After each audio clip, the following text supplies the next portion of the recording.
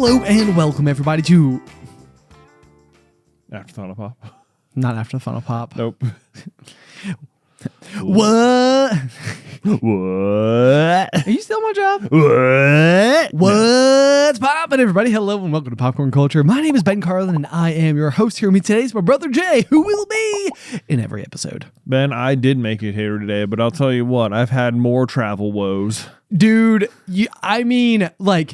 you have, and for rough context, as I present this, basically this past weekend, Beth was en route with you in tow to the New York City Marathon. That's right. And that meant that you guys were obviously traveling up to the city. Mm-hmm. And I feel like in the days leading up to it, I was very jokingly like, yeah, but you got, travel, with you guys. Like, I know, whatever. We'll see if you get there. Yeah, we'll see if you get there. Because you guys have, been through it. To recap, you had your trip to 30A. Yeah. Not the 30A. Not the 30A, just 30A. Just 30A. Yeah, it's clean. For your 10-year anniversary, where the flight out of Roanoke was canceled. Yeah, just canceled. Just canceled completely. You guys ended up driving. Yep. Yeah, which is a it's a lengthy drive. It's a lengthy drive. Yeah, when you're not expecting it. Compared to we flew to Charlotte thinking they could rebook us there. Okay. So we flew to Charlotte and then they couldn't do it, and then we had to make the decision. Right. So what's an hour and 40-minute flight turns into a 40-minute flight plus a 9-hour drive. Exactly. Yeah. So that was what they say in the biz, disfortunate. It was disfortunate. Yeah. And then I believe that the second bout of travel woes you were actually not directly involved with, but it was Beth going on a girls' weekend. Yeah, Beth was going to go on a girls' weekend. Yes. Flight canceled. Flight canceled, and so the whole weekend just ended up being like nix. Just nix. It was just like, yeah, they can't. There wasn't another flight out until like late the next night, and then it's like, well, then the weekend's gone. So there's no point. There's no point. Right. Yeah. So you guys, and this has all happened just in the past 5 months. Yeah, thereabouts. Yeah. It's all been in pretty quick succession here, and so we were on our way to New York City, so Beth could run the New York City Marathon, and there was. I know there's been like lots of delays and stuff in flights because there's been flight traffic controller issues, lots and of the shortages. Government shut down, and there's just been not things like that, but we're a direct flight to New York, no connections, Roanoke, boom, done. We don't have to deal with Atlanta. That's been the problem the last 2 times where storms are hitting Atlanta. And there's a big domino effect. We're just going to get on the plane. It's going to be great. We're going to wake up. And we were prepared to wake up at 5:30. The flight was at 6:15. We've taken this flight before. Yeah. And it is honestly a great flight. Roanoke doesn't fly direct to many places, but the places it does, this is one of the best flights because you can get on the plane at 6 and be having a bagel in downtown Manhattan at 9:30. Yeah. It is great. It really is kind of something special where you're like, I can't believe that my feet were on the ground in the mountains of Virginia. Yeah.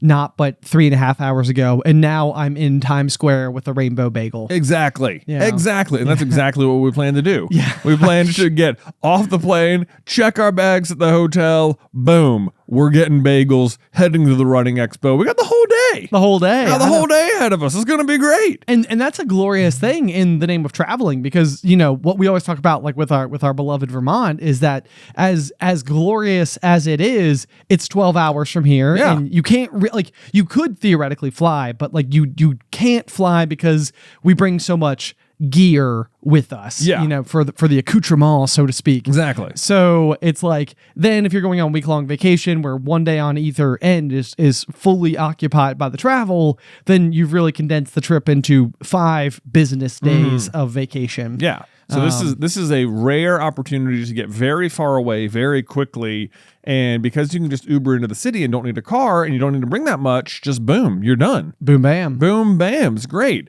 And yet And yet. We woke up at 4:30 in the morning. Of course, we want to, make sure we can get coffee, pack up our last odds and ends, and get to the airport. The toothbrush. That's the one that I always find to be tricky because you need it in the morning. You need it in the morning. My charger is what I forgot this time. Your phone charger? My phone charger. Ooh, yeah, I know. That's another one that's hard because you need it the night before. Yeah, and it's like, well, and then I forgot it because we woke up and, we're checking, we had like little texts, from the airlines, and they're like, sorry, your flight's been canceled. And it was like, can you give me a reason why it was canceled? Have you rebooked me? Because sometimes like airlines these days are like, it's been canceled, you've been rebooked later this day, or we've rerouted you, you're going to fly here and then get a connecting flight there and whatever. Yeah. Like it's not normally like a huge issue. It's like an inconvenience no matter what, for sure. But there was no information. It was just like, sorry, your flight's been canceled. And then I was like, we're trying to investigate further. There's like, you can rebook, you can look for places to rebook through here. We couldn't find anything, but have at it, which is like, that's annoying. I have a random question. Will you be refunded for your flights? We were refunded. You were refunded. Okay. Yeah. This is like one of those things where I swear so often I'll talk to people and they'll be like, my flight was canceled and I didn't get my money back. And I'm like, what? Like, why? Excuse me? I'm like, I don't understand. They can't. This was illegal. Yeah, right. Yeah, they didn't render the service. Yeah, they didn't render the service. What are you talking about? Yeah. Right. Okay. So that's good at least. So anyway, there's that. Yeah, but then I'm looking at it and it's like, it says like, we couldn't rebook this one. Your return flight has already been rebooked. And I'm like, okay, well, at least, at least there's that. Once we get up there, we have a flight home. Right. That's nice. Just got to get up there. That's good. But so we're trying to figure out what to do, and we're looking, are there any other flights out of, Raleigh or Charlotte or, Lynchburg or something? And there's not. Not anything that isn't going to get us there until like 11 at night. And it's like 11 is not a good time because at that point we may as well drive, Sure. Yeah. Right. Okay, that makes sense. Yeah. Of course we can't, even if we drive, we have the flight home. So you had to like rent a car to drive, so that you could like leave it there. So you could leave the car there, otherwise you got to drive home. It'd be very annoying. But then we see that there is an Amtrak. There is a train. It's leaving at 6:15. We're like hemming and hawing on that, and we're like, Beth, she was, well, we decided we're gonna go to the airport. Like we can probably work it out there. It's like early enough. There's probably not a lot of people there. We'll just like talk to the attendant, and they'll like be able to figure something out, right? So that's what we do. We go to the airport anyway, even though the flight is canceled, and they can't help us. There's nothing they can do. And in the meantime, of course, now we've also missed the train, which is frustrating. Right. So you're like, okay, all right, we can't do that. We can be frustrated about it, but we can't do it because it's already too late.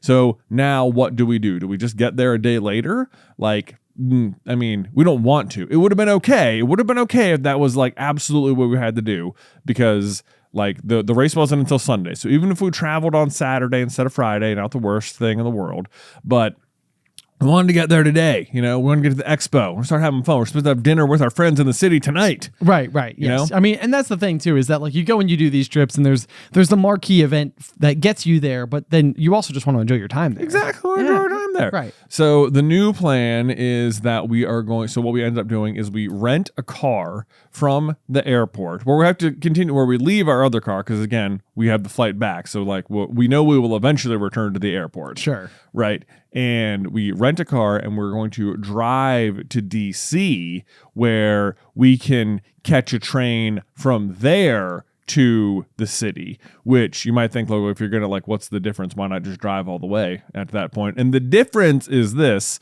that then I don't have to deal with a car in New York City. And two, if you take the train to New York City, it drops you off at Penn Station, which is right in the middle of everything. So you're just there. There's no like Ubering to and from anywhere else. That's a boon. Yeah. That's a huge win. And it's funny that you brought that up because I think Alice and I were like, I wonder why they're taking the train from DC instead of just like going the rest of the way. Yeah. And yes, so that's the reason. That answers that question. Yes. But so we're going to rent the car and we're like, I think the woman at the counter is like, where are you going to return it? And we're like, to a Union Station in DC, and she is looking at me like this is like no one has ever in the history of her job driven to the train station. She's like doesn't know the code for it. Sounds like she's never even heard of it. And I'm like, you work in the travel industry. on the East Coast. On the East Coast, Yeah. Union Station has got to be the most famous train station besides Penn Station. End of sentence. Right. At least in our country. I'm going from the most famous one to the other most famous one. Okay. And it says on the Union Station website, rental cars from all these 5 places. You work at one of these places. Please rent me a car there. And it was so annoying. And it was like, so sorry. And you know how like sometimes like I think you've had people come to your house to do work or like yard work, and it's like, look, it takes like, $100 to like get us to the house, but once we're there, we'll do as many things as you want. Yeah. Right? This is what my electrician told me, is that it's like, it's $300-$400 for the person to be there. And then if you want us to install like 75 outlets, like we'll just keep doing it all day. And we'll charge you per outlet. But the bulk cost is the get there cost. Right. So just make the best of it. Make the best of it. Right. Right. So what I'm learning now is I think there's something similar happening with rental cars. Because like when we rented the car to drive down to Florida, and we kept the car the whole time, we used it the whole time. Right. No big deal. Yeah. That cost us like $300 or something. Sure. It was like 4 days with the car. Right. Not that bad. Not that bad. Well, this cost us about $300. And I was like, are you kidding me? We're driving for 4 hours, Yeah, we're going from here to there. They really, really don't rental car companies don't seem to like the one-way tickets. Like, I don't know if it redistributes the cars in a way that challenges them, but I ran into this on the West Coast too when we were doing tour, because we were going to land in Seattle, need a car right away, and then drive all the way down the coast to Los Angeles where our final show was going to be. Leave it there. And then we were sure as heck not driving it back. No, we weren't. And so, and I do remember seeing the price tag on that, and I was like, oh no. Oh, anyway. Yeah. So annoying. And then what we're doing, then the hilarious thing is that we're driving to Union Station to catch the train up to New York, but the train we're catching is the one that we missed. Oh my god. It's the same train. So you're literally following the train. We're racing the train. We have to get ahead of it now. It's already off, Like an episode of Top Gear. Exactly. We got to beat the train to DC so we can catch it, and it's already got a head start. We've got a 20-minute window of we got to get there with this much time. Yeah. Just so frustrating. And then this is again, it's I don't know why the ticket pricing is working out the way it's working. If we just bought the train tickets in Roanoke, which would have been a longer trip from Roanoke to New York, that would have been $300 total, $150 each. Now we get to freaking DC, and the price of the tickets each has gone up to $300. And you're like, why? It's a shorter trip. So suddenly, even though I already had tickets to be in New York by 9:00, it's costing me almost $1,000 to get there later in the day. Oh, and I'm like, do you have steam coming out of your ears? I was so mad. So mad. It was just it was so infuriating. And, then you're stressed the whole time because you've got the buffers built in, but you get to DC and of course the traffic is bad because it's DC, and, you don't know exactly where you're going to have to return the rental car, or if you're going to have to go inside of a building and wait in a line and hand a guy a key, or if it's just going to be yeah, pull up, hand the person at the window the key, see ya. Right. Which, and then it's you got to navigate inside the train station where to go, and you don't know where to go, and we ultimately made it. It was fine. We got on the train. Once we were on the train, it was great. We went right to where we wanted to go, and we checked into the hotel, and we started having fun.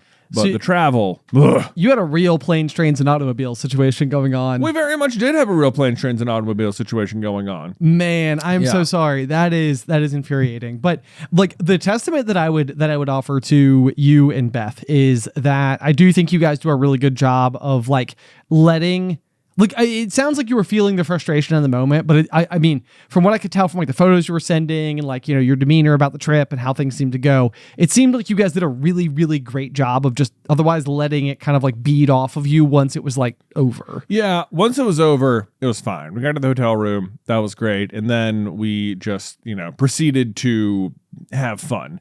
Yeah. We had to we went to the race expo, which, if you've never been a part of like a big half marathon or marathon, there's always like basically a running convention attached to it.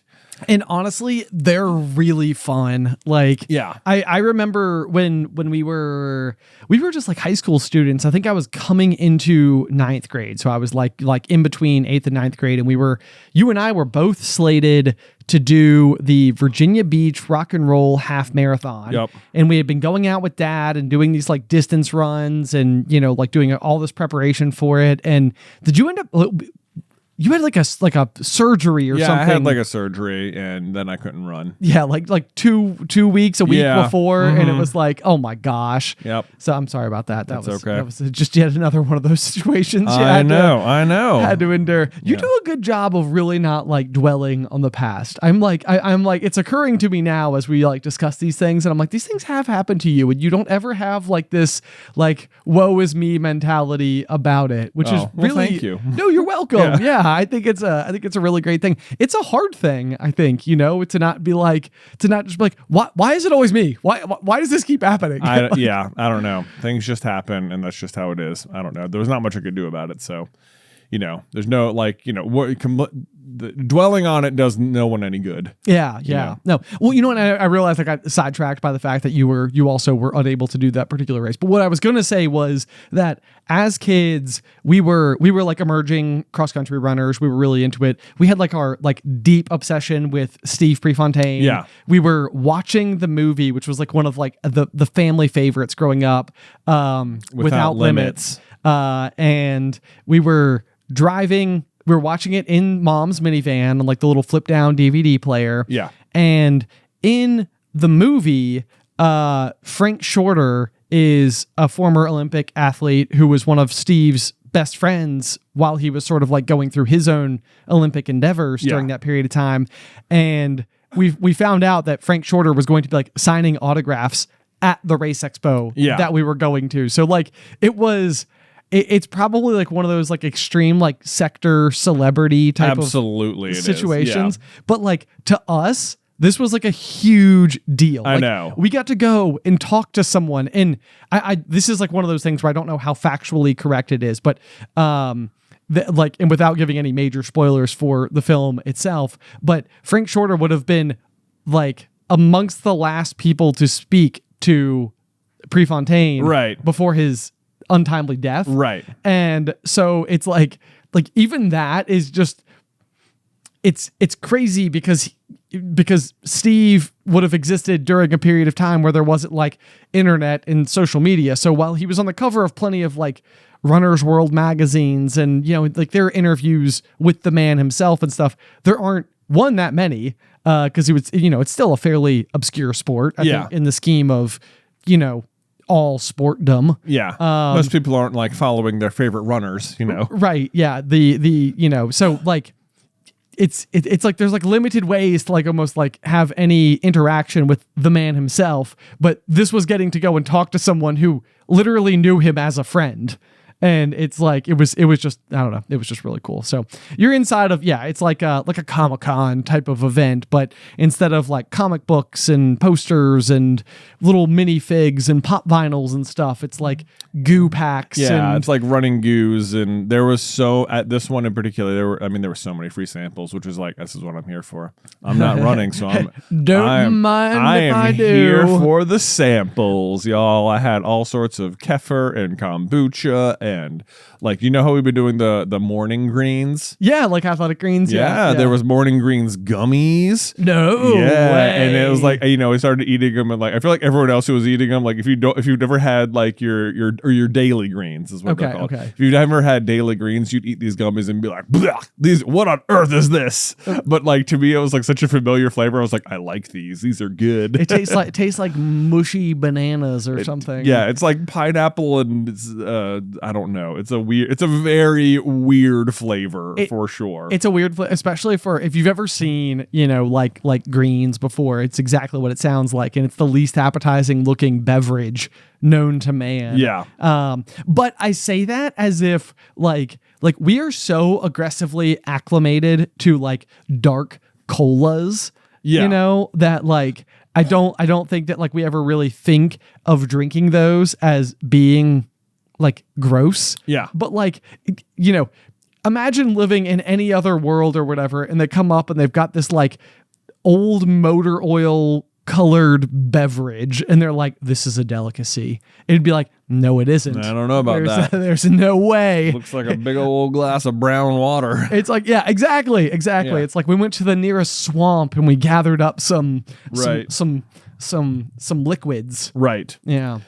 But anyway, I was enjoyed many a free sample of many a runner delicacy or energy shot or whatever. So you're mightily electrolyte. I was so electrolyte. Yeah. By the end of this, I was like, because they only give you these tiny samples, but there were so many. Like I almost left. I was like, man, I'm kind of full. I'm kind of full of a little bit, like gelatin cubes. Exactly. That's the kind of stuff. I'll tell you this though. The other thing. So I feel like different sports or different conventions will often have the item or whatever. So when I went to Pokemon Worlds, every year it's the backpack. Like you got to get the backpack from Pokemon Worlds. Which you did. Which I did. I have the backpack and I use it and it's awesome. I can't tell you how green with envy I am over your Pokemon Worlds backpack. Oh, thank you. Thank you. It is, I feel like it is so well thought out, and like the little straps, like the shoulder straps have these like little pin pads. Yep. Like we go to Pin HQ? Go Pin Pro HQ. Yeah. Go Pin Pro HQ. Yep. In Orlando, Florida. Yes. Is we know the girls that own Sydney it. and Julia. Yep. They're sisters, and it is like if you're like a pin person for Disney, then you have to go. You have to go. It's like an odd experience because the main showroom area that you're in maybe isn't even like that big. Doesn't feel that big. Like maybe like 1,400 square feet or something like Yeah. that. Like not like an overwhelming space. But pins are so small that they have like 20,000 of them. I know. On the floor, and they're all unique. Right. It's like it's not a huge shop, but if you could easily spend like 2 hours in there and not see everything. Oh, easily. Yeah. And every time we go, we do spend 2 hours there, and it's great. But their cool thing that they did was when they were just like high school aged or something, they patented these cool like foam board pin pads, which is just like a good way to like store your pins, like whether they're in like folders or like a backpack or a purse or something like that. I got all sorts of cool things. But your Pokemon backpack has those built into the arm straps. It's got these like really nice like 3-dimensional patches all over it that are like, they're just gorgeous. The color scheme is amazing. It's got like mixed patterns. We'll have to show a picture of it. But yeah, no, I am very envious of thank you. Of course, yeah. It has become my my trading card game backpack that I bring to events and stuff now. So that's a flex. I have a dedicated backpack for it. But if you're a runner, you or maybe if you're not a runner, what you might not know is that. And I think this is spawn. I think the spawn point is for the Boston Marathon, but the item is the jackets. And like you've probably seen someone in your city or your town, if they've run the Boston Marathon, they have one of the jackets. Yeah. And it's like a mark of I made it to Boston kind of thing. And because these, like I was telling Alice a little bit about this because I don't think she was like as acquainted with how big of a deal it is to do the New York City Marathon. Right. It's like there's pretty much like and I'm not that there's not like other very important ones the world over or anything, but I feel like Boston, New York City, and London are three that get like a lot of attention. They have a lot of cachet. There are 7 majors. There's 7 majors. There's 7. Okay. So it's London, Boston, New York City, Chicago, Berlin, Tokyo, and somewhere else. Okay. But yes, there are 7 like big major marathons around the world each year. New York, Boston is the most well-known and famous one. New York is the biggest one. Yeah, there was an incredible photo that I forget who sent in our family chat, but it's like everybody at the starting line coming across like the bridge. Yeah. And it's just like a metric wall of people. Like, Yeah. I mean, it's like It's crazy. to the point where part of me was like, can the bridge handle that kind of weight? Like, you know, like, I mean, obviously it can, Obviously you know, it can, like it's a faulty concern, but you know, and it normally, you know, carries vehicles, Right. which are decidedly more heavy than people. Right. But yeah, I mean, it's like, you're like, whoa, that is so, it's thick with people. It is thick with people. The New York City Marathon is typically the biggest one in terms of attendance, and this was the biggest New York City Marathon ever, which then, if so facto, might have made it the most heavily populated marathon ever. Wow. I know. Okay. I don't know the full facts on that, but I think all that logic tracks anyway. It does track, at least. Yeah. If New York, if out of the majors, New York City is considered the biggest one, and this was the biggest New York City Marathon, it's like, what would stand above I know that? what would stand above it. Yeah. Shy of like some version of like a one-off somewhere that for some reason had Right. extra special attention added to it. Yeah, something like that. Yeah. So anyway, the Boston City Jackets, I feel like that's the spawn point for it.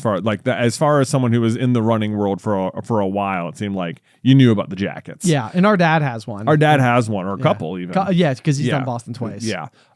So we get there, and I think because it's a big deal in Boston, it's like now if you go to any of the big marathons, you got to get the jacket. Yeah. Like Beth went to the Chicago one, she has the jacket. And now we go to the New York City one, and there was like 3 versions of the jacket here. Okay. So that was like our hunt. So if we had gotten there earlier in the day, Oh, don't say it. I know, we might have been able to get they were out of the smalls almost immediately. Okay. Which to me feels like something they could have predicted. They had 3 different jackets. One was like primarily pink, one was primarily blue, and then there was like an off-white with like a big orange stripe on it, which I think was like maybe the most official one, but not the most popular one. Okay, interesting. Yeah. Interesting. The most popular one by far was the pink one. Okay. Yes, which is of course also what Beth wanted. And of course they ran out of the smalls because all of the women want the pink one. And if you're a runner who is doing a marathon, you're small. Like definitionally you're probably very tiny. I mean, and this is normally a qualification. Like Beth was able to do like a virtual race in order to qualify, but normally you would qualify by time. I think it's just lottery. It's just lottery. I think it's just lottery sign up for the most part. But you can do if you do the virtual race one year, you'll automatically be allowed entry the next year. Okay, got it. And then you can do like fundraiser stuff to get in as well. Okay, cool. So there's other ways in as well. But they ran out of smalls basically immediately. Okay. Which unfortunate. But then as we're getting there, the mediums are also, now that's the new hot, new that's hot the flavor. next best thing you can get. And we're looking at and like there's different, racks of them all around the front part of the expo, and we're like running to each one like, oh my god, do they have it? And it's like, nope, all larges, all XLs, all no mediums or whatever. And I'm looking at some final rack and I'm like, there's just like, we're not don't know if we're gonna be able to find one. And then some lady's like, oh my god, I just saw a guy with an armful of them and he was walking over there and he had mediums. And I was like, where? And she like turns around, she's like, oh my god, I can't see him. And then she's like, over there, and she sees him and like run up, and he's like putting the last jacket on the rack he's got over there, and I like grab it, and it's like the only medium he was carrying. No. And I was like, oh my god, we got one. That's incredible. Yeah, I was so- on the edge of my seat for that I know, story. I was like, I gotta know what happens next. I know. And then Beth was like hemming and hawing. She's like, should I get it? And I'm like, what do you mean? Of course you should. You have to get the jacket. In fact, we're getting it. we got the last medium, dude. I will go check out right now. I know. You now have the jacket. You have it. Yeah, I was like, no, I don't care. We're getting it. Even if you don't wear it, I'll get it and we'll put it in the closet. We'll put it in the closet. We'll show friends when they come over. I was like, we got the jacket. She's already worn it like 3 times now. So I was like, yeah, obviously good call. Obviously. So that was our big hunt, our big find in the expo. Way to go, man. Yeah, I love that you always have this. Like, I mean, you got like your Pluto pins, you got your Pokemon backpack. Like, I feel like you're always on the hunt for like the thing. I mean, you gotta be hunting for something. Of course, yeah. I need something to do. I'm not running. I was having fun though. It was good. I also I went through there were some different kind of booths here. There was a Maybelline booth. for like, makeup you can wear while you run that, won't run or anything. So you're picking up some of that stuff? Well, because they were giving out like full-size products. Oh. I know. I mean, this is like the king-size candy bar house on Halloween. Exactly. Yeah. And so we're going through it. I'm like, I don't want to like, I don't need makeup. Okay, sure, or anything. Sure. If you say so. Yeah. But they're like, if you can, but they're like, yeah, but just do it because then you can just get all like extra stuff for her. And I was like, yeah, sure, okay, works for me. But then you still have to go through and like sign up and put your email in and stuff like that. But the way they're doing it is this like their messaging is called like Brave, and it's like BRAVE, and each letter stands for something, and how you should help out people who are feeling lonely or whatever. It was like this whole like, it wasn't just that you put your email in and now you get the stuff. It was like you had to like complete these like little comic books, and there'd be like a quiz at the end. It'd be like, how should John have talked to Amy in this situation? This or this, Oh my gosh. I was like, oh my gosh. And we're just like, I read through like the first one, and then after that I was just scrolling to the bottom and just answering whatever just to get through it. But I was like, this is way more involved than I thought it was going to be for free makeup. But that I'm not even going to use. I'm not even going to use. Yeah. Although I can't help but notice you do seem to be glowing today. What can I say? No. Unclear. Unclear. Yeah. Unclear. Does it run while you run? Does it run? Exactly. It doesn't run while you run. Do they use that tagline? Because that would be. They did say that. No way! Yeah. Look at me go. Yeah, it doesn't run while you run. That does sound right. That does sound familiar. But the expo, super fun. Got lots of freebies and souvenirs and stuff. I believe it's pronounced Souvenoise. Souvenoise, that's right. We got lots of Souvenoise. Good for you. And then from there, we met up with Beth's childhood, one of her like childhood friends who she like grew up going to church with, and she was in our wedding and everything. Yeah. Sabrina and her husband Stefano, who by his name you might be able to tell, quite Italian. Also huge, giant muscle man. Yeah. Yeah. I feel like that's what I got from his name. I was like, he just sounds muscular. Well, he is. Yeah. I mean, he works at a gym.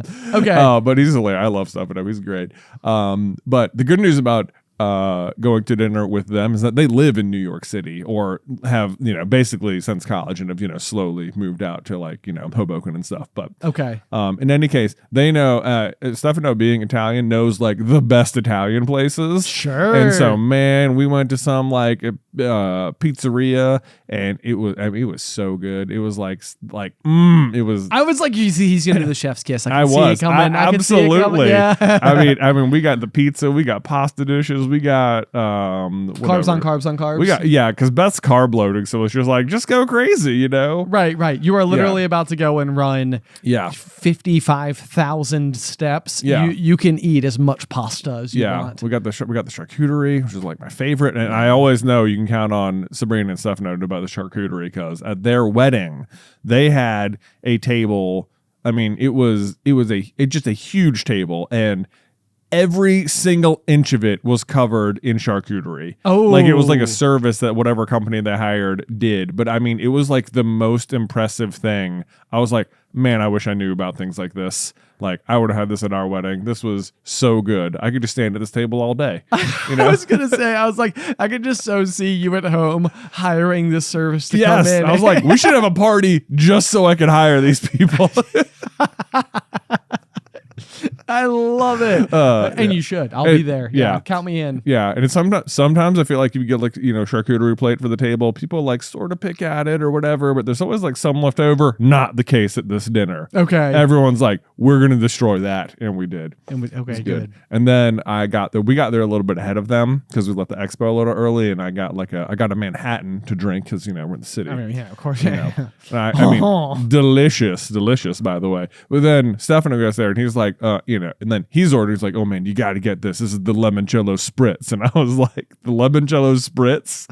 I don't like, if you say so. And he was so excited that I ordered it. Nice. I know. And I was like, I mean, if you're getting it, I got to get it. Well, I mean, naturally. Naturally. Like, I mean, it would be rude if I didn't. It'd be rude if I didn't. So we were sitting there enjoying our limoncello spritzes, which was, I mean, it was very refreshing. I can I can taste the citrus in my nose. Yeah. Exactly. And I'm not even near it. Yeah. It's like what Sprite bubbles smell like as they beautifully erupt on the surface of the carbonated beverage. With like the sound of ice clinking and tinkling against the edge of the glass. Yeah. I'm trying to make the sound as good as humanly possible. It was very tasty, and I'll tell you what though, they were way heavier pours than I was thinking. Oh, boy! So like we were like, our hotel was at like the W in Times Square. Nice. So I mean, as you might expect in Times Square, it's pretty loud. Sure. I mean, it's like one of the more populated places I can think of. Hard to stop. Yes, correct. Yeah. And this was quite a busy weekend. Yeah. Not a problem for me that night. I was out. Beth was like, it was so loud outside. I was like, was it? I don't know. I guess you should have had a limoncello spritz. Yeah. And she's like, I'm running a marathon tomorrow. Marathon. I'm not drinking any alcohol until afterwards. And I was like, that makes sense. Yeah. Yeah. We didn't have that conversation. Right. Yeah. Just implied. Yeah.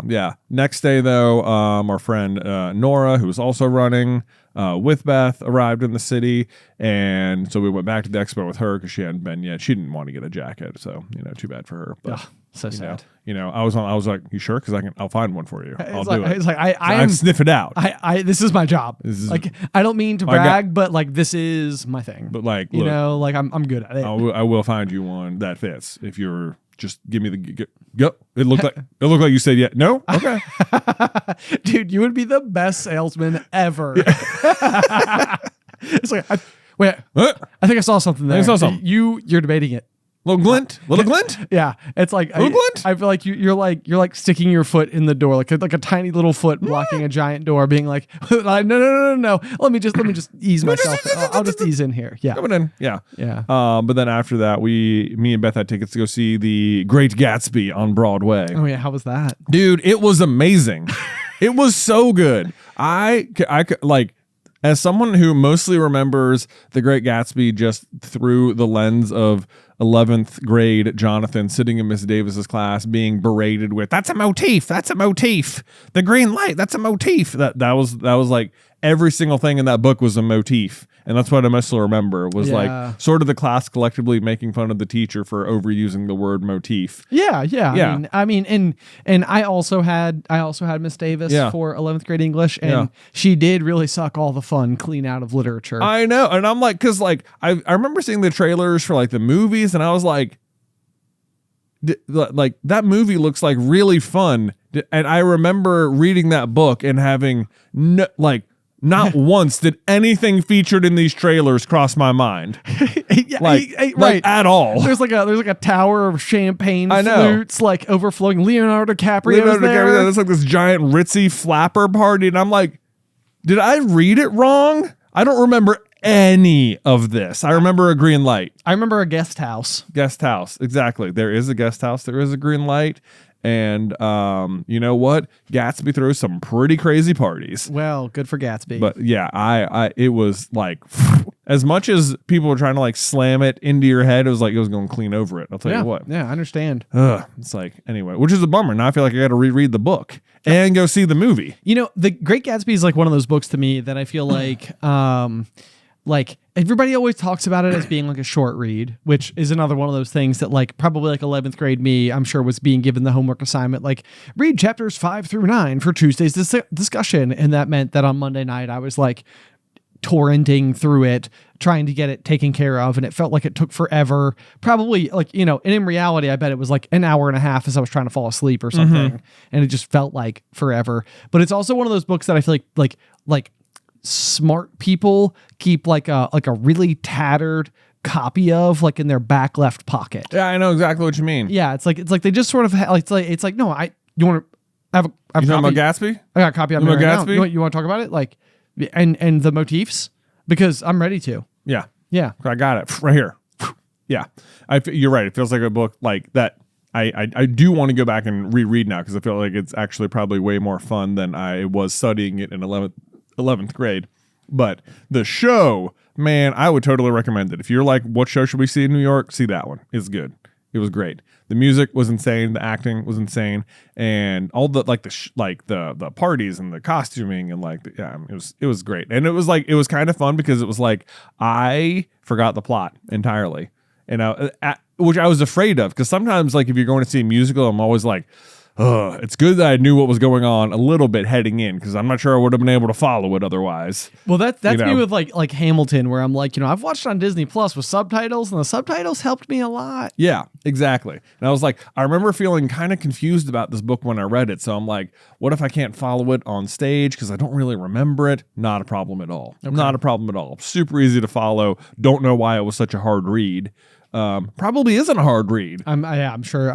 Probably if anything, I'm sure it's not. But yeah, and this was something that I feel like when I was going through really all of like my English classes in high school. It's really unfortunate the way that I feel like it was like introduced. Like it was almost like immediately introduced. Like I have to study what the correct answer to what was ironic about this sentence. And just remember the answer associated with the question rather than actually understanding the ironic context inside of the spirit of the passage. Right. Yes. And I feel like I just made that so wordy in an effort to say like what was too wordy then for me. But yeah, it makes me feel like if I were to even just go through and like audit high school English classes now, I'd be like, yo, this is fun. Right. Like I had no idea the author meant that. I'm writing this down. Yeah. Right. Yeah. Exactly. Right. That's basically what we do all the time. We're basically just like a different kind of English teacher. Yeah. And we just do the same 7 books. Yeah.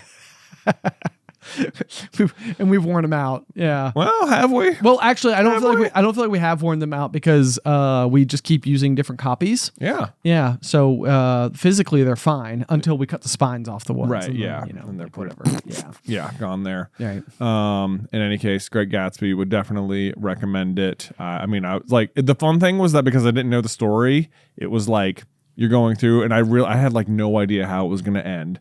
I'm like, I'm like really rooting for this relationship, and I'm like really rooting for this relationship, and then as it unfolds, you're like, oh no, what? That's awesome. It was like, there. Even though I'd read the book, no idea what was going to happen. That's amazing. I like to think that like the person in front of you who had their trusty dusty pocket copy, they looked like they might. Yeah. I like to think that they were hearing you like gasp behind them, and they were like, really, man, like. We knew this was coming. We knew this was coming. It's a Gatsby. Hello. Right. Exactly. Yeah. It would be like getting to like the what is it? The Three Little Pigs or whatever on stage, and like the big bad wolf gets to the brick house, and it's like, oh man, what's gonna happen? Is he gonna blow the house down? It's made of bricks. It's made of bricks. How powerful are these wolf's lungs? Right. He can't do it! The chimney! Oh, he's making soup! No way! Got him. Oh, man. Oh. Yeah, real humdinger. Yeah, the Three Little Pigs, no doubt. So Gatsby, really good. We had a lot of pizza and pasta because, carb loading and such. Yeah, of course. But then the next morning was race time. So it was like a weird time too, because it was also daylight savings time, which feels like dangerous.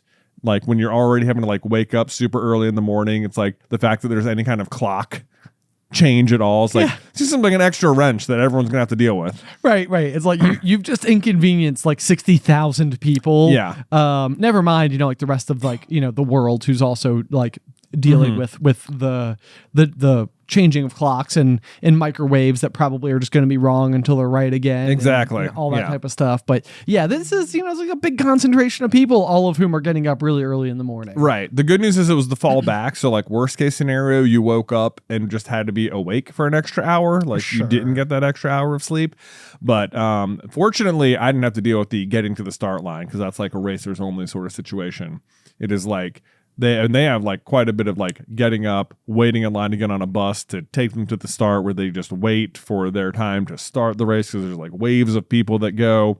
So like Beth woke up at like 4:30 in the morning and didn't start the race until 11 a.m. Oh my gosh. I know. I was like, that is rough. That is rough. I mean, because that's the type of thing where it's like, I remember getting up for my marathon. It's the kind of thing like where you get up and you're like, I will go to the bathroom. I will drink a glass of water. I'm going to eat a banana. Like, you got like your like pre-race ritual type things. But, if you fast forward 6.5 hours, the adrenaline's starting to wear off. Exactly. Yeah. You're like, all right, are we doing this thing or are we doing this thing? Are we doing it or not?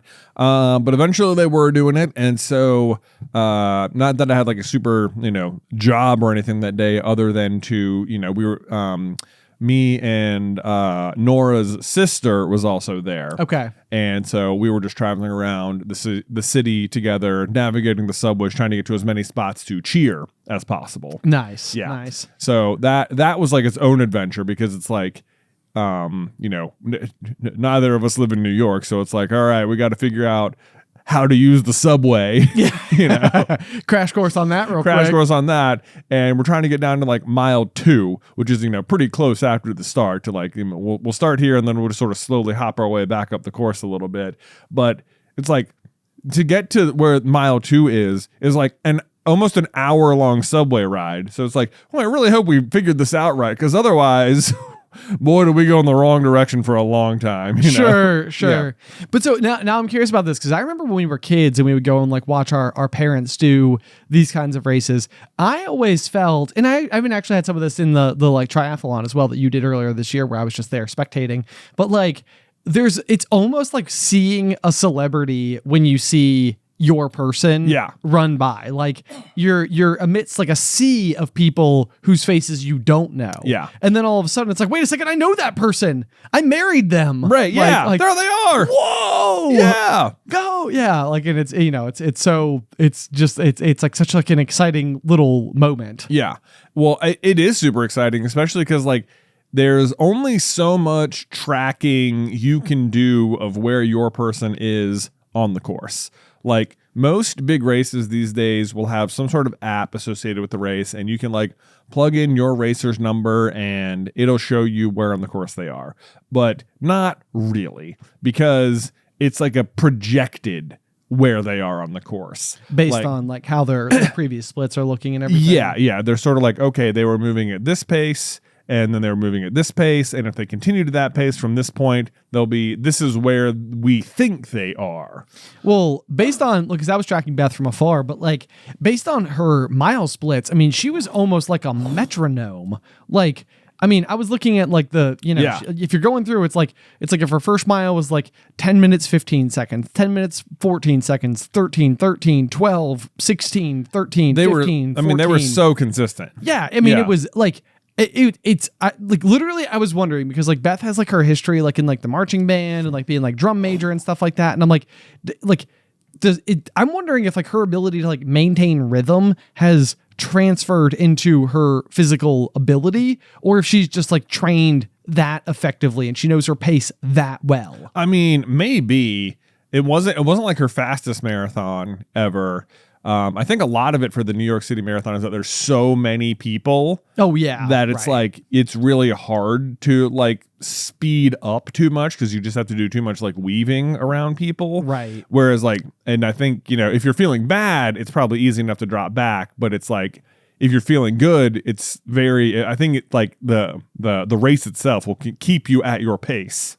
Sure. Okay. That makes a little bit of sense too. Yeah. Like I can see where like if you're trying to like cut through the thicket that lies before you, you could almost end up running even further than a marathon by like, weaving and dodging. And, if you're going left or right while going straight forward, like that's not a straightforward path. Right. All of a sudden. Yeah. Which, is just like a little bit more exhausting. Yeah, but either way, like you have where your spot is and you can sort of see them on the map. And I was also using the find my friends feature on my phone, because that's like more active tracking. Okay. But like it's still like you can see them get like 2 or 3 blocks away, and it's sort of like now you just have to look, because it's not like you're gonna look down and suddenly be like, oh, they should be here. There they are. Okay. It's like you got to be just like looking at the crowd, hoping that you spot them when they get there, and that's like its own kind of sport, because there are so many people coming, and it's just like, where are they? Where are they? Where are they? Where are they? And like on the very first time we saw them, like there's Beth and Nora, like, oh yeah, the celebrity, oh my gosh, yeah, we did it. Right. And then you immediately have to like run back to the subway and get up to the next spot. And like we did mile 2, that was a success. We got to mile 8, and like we got out there and we could look at the map, and it's like, all right, they're 4 blocks away. Cool. Like we got here just in time. We found a good spot. We got through the people. We got to the front of the barricade, and we're like looking and looking and looking and looking and looking. And we're like, shouldn't they have been here by now? I'm like, I think so. Did you see them? I didn't see them. And we're like, and then we look back down at the phone, and it's like, sure enough, they've gone past us and around the next corner. And I was like, where'd they go? How'd we miss them? Like we're staring right here. We were definitely on time. So then back on the subway and start moving again. I remember this from like the cross country days as well, though, where it was like part of me almost wished that I had somebody like GPS clocking me as I would like run at the giant fields where like, the meets would take place, running from cheering spot to cheering spot, like after I had done my race. Yeah. Because half the time I was like, I am moving at such an extraordinary click, just trying to go and cheer my people on. Yeah. Like I feel like I am running faster cheering than I was running in the race. I feel, I had days like that too. Yeah. Where it was like, we got to beat him over there. Right. Yeah. It's like, but the only real difference is that they have like 2 turns sort of in the other direction, and you have a straight line. But, right. I mean, so it makes sense that you would get there before them, but still I feel like you're moving at like an all-out sprint to get to as many good cheering spots as humanly possible. Exactly. Because that helps fuel people, I mean, you gotta like hear. Dude, it absolutely does though. Like, I mean, at almost every spot we were in this race, it's just like a wall of sound and adrenaline, pumping towards the runners. So yeah, the number one thing that I would ever say that like if you're like on the fence about going and being involved in the sport of running, just go and find like a local, 5K, 10K, half marathon, whatever that's there. Go to the finishing chute and just like watch people ring cowbells and make noise and do horse whistles. And sometimes there's like an announcer who's like announcing the person's name as they like come through. And I mean, you can see the jubilation on the people's faces. Like it is the most contagious experience. Yeah, it's super fun. Like, it's really hard to go to these and not be like, I'm going to run. I'm going to do it. I'm going to do it. Now I'm going to do this, man. I can do this. That's it. I'm committing. I'm getting to Bowflex. Yeah, it's happening. But so I think we tried to see them at 4 stops. We saw Nora at 3 and Beth at 2, because at the very last one, they had like separated because Nora was starting to not feel so good. Okay. Yeah, but we saw Nora and we were like, you could tell she didn't feel good because we saw her for a while and we were like screaming her name, and she's just like, she didn't even notice us. She was just like in the pain tunnel, like, get to the finish line. I know. Yeah, I remember that. Like I got to mile 22 in my marathon, and it was literally like 4 miles never seemed so long ever in my life. Like so often when I like run distance, it's usually like, okay, I've made it this far, I can make it to the end. Right. This was like, I literally don't know how my legs are gonna like land in front of each other. How are we gonna do it? For what's 5,280 times 4? Right. Yeah. How's it gonna happen? Right. 20,900. 21,000. I'm trying to in 40. I don't know. It's like 8,000 steps to get 4 miles, roughly. 8,000 steps to get 4 miles. Okay. Yeah. Okay. I was trying to do feet. Okay. Yeah. So 5,280. I was 21,000 something is what I was something. Going Yeah. Let's see here. 5,280 times 4 equals 21,120. Wow. I was Very good. close. I was getting close. Nice. But then, then came the next challenge of the day, which is finding your person at the finish line, which is you can't get to the finish line, first of all, because it like U-turns into Central Park where they run like the final like 0.2 miles, and they're like in the middle of Central Park. And then they have to walk, which seems so mean to the marathoners, like another half mile into the park, take a U-turn and walk all that way back out of the park. Oof. Like, you just finished the race, And then I'm pretty tired. And then in the meantime, for every runner on the course, there's at least 2 people trying to find them at the finish line. And they're all converging at the same time at the same place. And there's just like massive crowds and no one quite knows exactly where to go. Right. You know, but in the midst of it all, we're like just sifting through the crowds, like trying to get to like where we think we can get our bearings to start maybe moving towards the right spot. Sure. You know, I like look up in the midst of this massive crowd and there's like suddenly a clearing in the crowd and I look up and it's Sabrina and Stefano. And I was like, are you kidding? And they're like, and she looks up and she's like, oh my gosh. I literally was like, I was like, I don't even know if I have Jonathan's number. Let me check. And I tried to text you and then it didn't go through because there's so many people. And I looked up and you were just here. And I was like, this is so wild. Like, what are the odds? What was Stefano like limoncello? I just keep one on me at all times. I know. I was like, dude, that limoncello was strong. He's like, dude, I had 3. I had 3. I know. I was like, that's amazing. Yeah, we did talk about them. But so that was great because they were looking for Beth and like we didn't even know they were going to be down there looking for her. And then they ran into us and it was like, oh my gosh, what are the odds? So fortunate, then it took a little while. We finally reunited with them, and like Nora, she had some recovery to do for sure. She was not feeling so great. Felt really bad for her. But Beth, on the other hand, was just like, you might not even known she even ran. She was just she was like chipper as ever, and like, hey, what's up? Oh my god.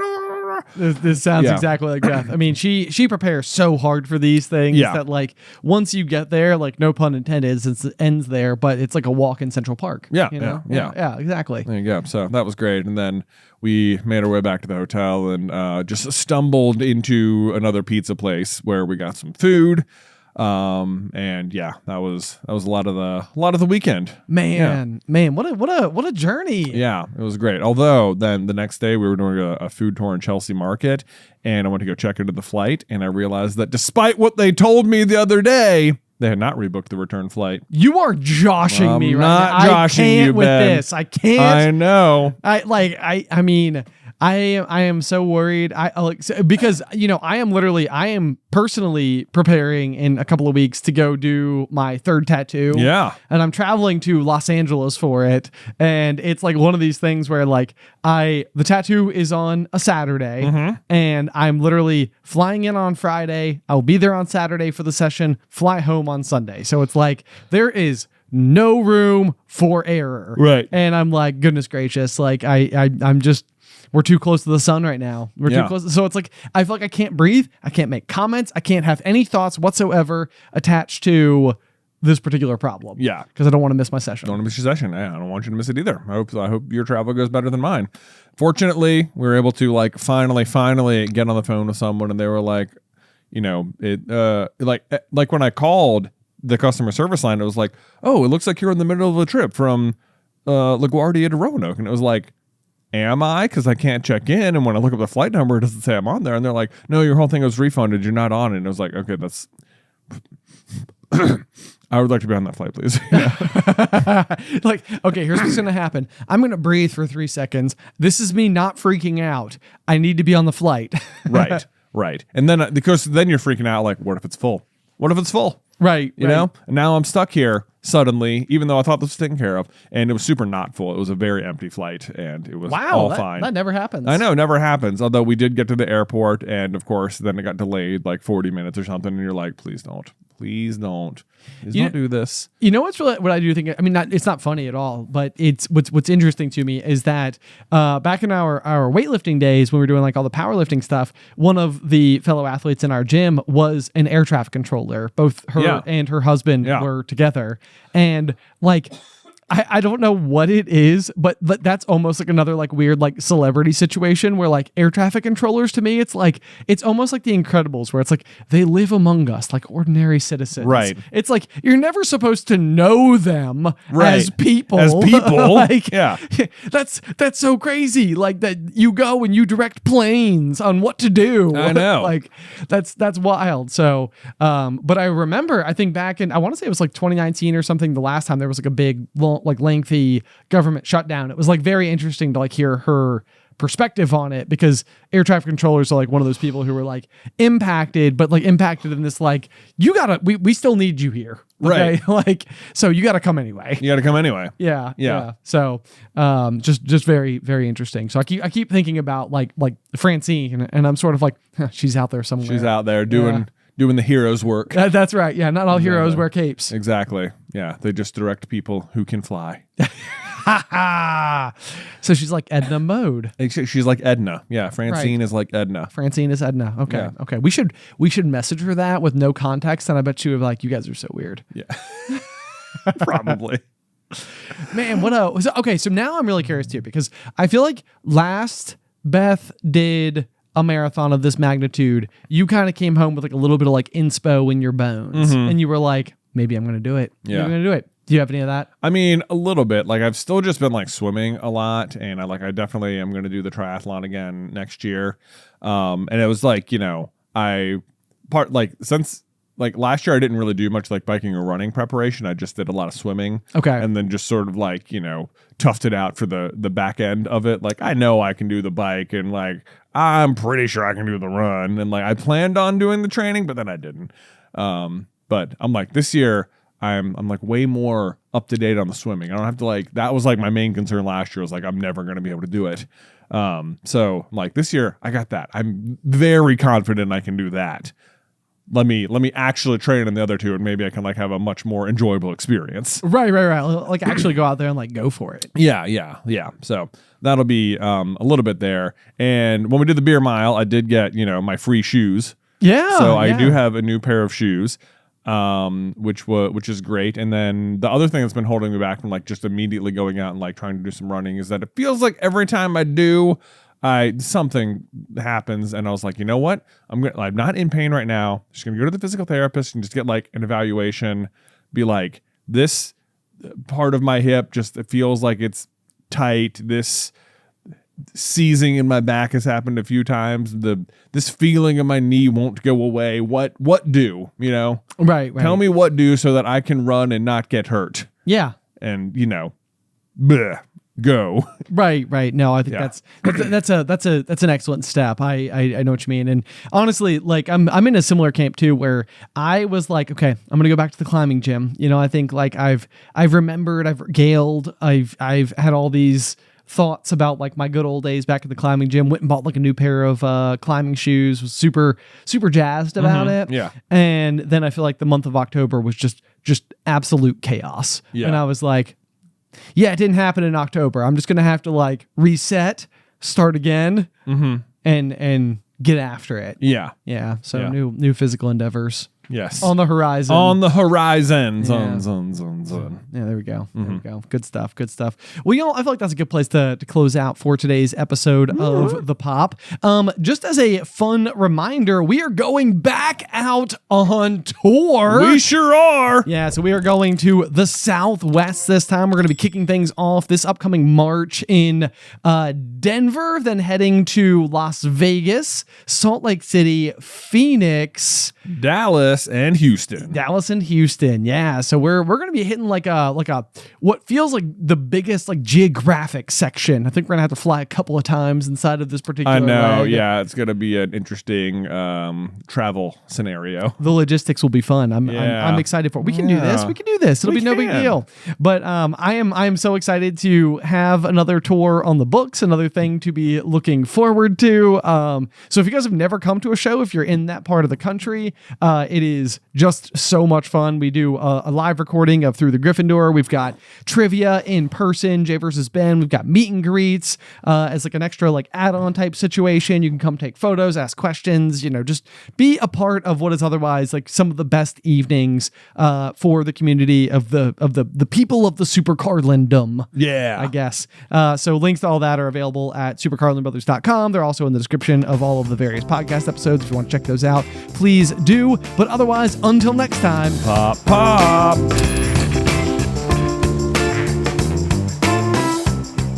Today's episode was edited by Isybelle Christley. Vaishon Brandon does our art. Catherine Stein is our production manager, and the show is hosted by me and Jonathan Carlin.